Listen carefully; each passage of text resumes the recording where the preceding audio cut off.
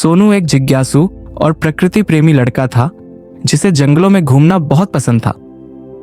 एक दिन वह अपने गांव के पास एक पुराने जंगल में गया जहां किसी के जाने की मनाही थी, लेकिन सोनू को वहां कुछ अजीब सा महसूस हुआ, जैसे कोई उसे बुला रहा हो।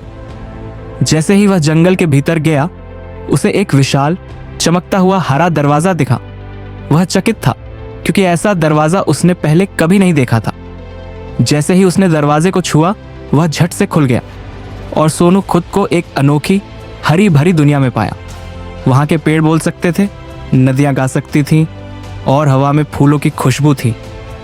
वहां एक बुजुर्ग वृक्ष ने सोनू का स्वागत किया।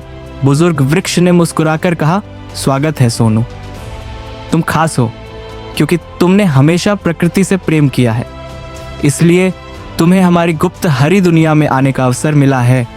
सोनू ने चारों ओर देखा। ये दुनिया अद्भुत थी।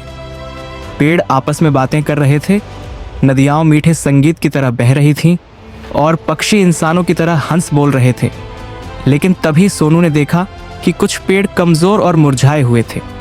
उसने बुजुर्ग वृक्ष से इसका कारण पूछा। वृक्ष ने भारी स्वर में कहा, हमारी दुनिया पर संकट है। जब इंसान अपने जंगल काटते हैं तो हमारी शक्ति भी कम हो जाती है। अगर यह जारी रहा तो हमारी दुनिया हमेशा के लिए गायब हो जाएगी। सोनू यह सुनकर चिंतित हो गया और बोला, मैं कैसे मदद कर सकता हूँ? वृक्ष ने कहा, तुम्हें अपने गांव और दुनिया को समझाना होगा कि वे पेड़ लगाएं और प्रकृति की रक्षा करें, तभी हमारी दुनिया बच पाएगी।